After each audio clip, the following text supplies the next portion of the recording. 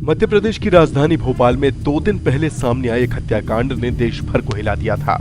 एक प्रेमी ने अपने प्रेमिका की जान लेने के बाद उसे घर में ही दफन कर दिया था। सीमेंट के एक चबूतरे में दफन वो कहानी जब उखड़कर सामने आई तो सबकी आंखें फटी की फटी रह गईं। आरोपी की गिरफ्तारी के बाद से ही कई सनसनीखेज खुलासे होते आ रहे हैं। अब सामने आया है कि साधारण सा दिखने वाला ये आशिक बेहद दुर्दांत हत्यारा है, जिसने सिर्फ अपने प्यार की ही जान नहीं ली बल्कि अपने माँ बाप को भी मौत के घाट उतार दिया था। 2 फरवरी की रात भोपाल के साकेत नगर के एक मकान के बाहर पुलिस, मीडिया और आसपास के लोगों का भारी जमावड़ा था। यहाँ रहने वाला उदयन दास नाम का एक शख्स पुलिस की गिरफ्त में था और उसकी निशानदेही पर एक लड़की की लाश बरामद करने की कोशिश की जा रही थी। आकांक्षा उर्फ श्वेता नाम की जिस लड़की की लाश ढूंढी जा रही थी वो पश्चिम बंगाल के बांकुरा की रहने वाली थी। बीते साल जून में आकांक्षा अपने घर से लापता हो गई थी। काफी ढूंढने के बाद आकांक्षा के घर वाले पुलिस के पास पहुंचे।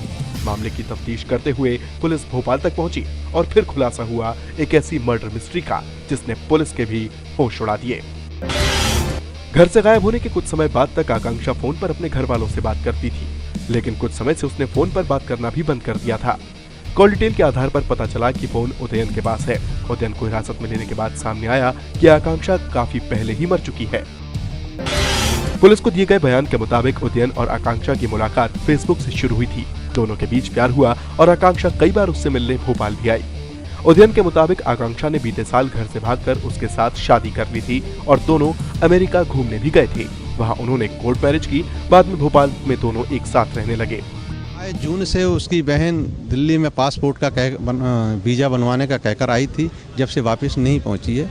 कुछ समय बाद उदयन दास ने फ़ोन किया था कि मैंने शादी कर ली है और हम यूएसए में हैं, शादी कर ली है। बीती जुलाई में किसी बात को लेकर दोनों के बीच काफी झगड़ा हुआ। इसके बाद उदयन ने गला दबाकर आकांक्षा की हत्या कर दी। डेड बॉडी को छिपाने के लिए उसने घर में ही एक लोहे के बॉक्स में सीमेंट डालकर उसके ऊपर पक्का चबूतरा बना दिया। आकांक्षा की हत्या के बाद उसने चबूतरे के ठीक ऊपर एक फांसी का फंदा भी लटका रखा था, जिससे लटककर वो अपनी जान देने की प्लानिंग कर रहा था। महंगी लाइफस्टाइल मेंटेन करने वाला उदयन ज्यादातर घर में ही रहता था।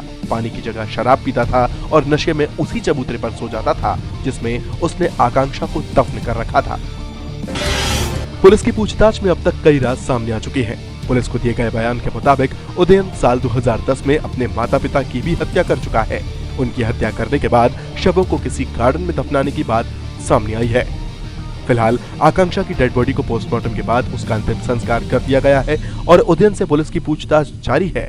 माना जा रहा है कि अभी और भी कई चौंकाने वाले राज सामने आ सकते हैं। Bureau report, Bhopal, mp.patrika.com।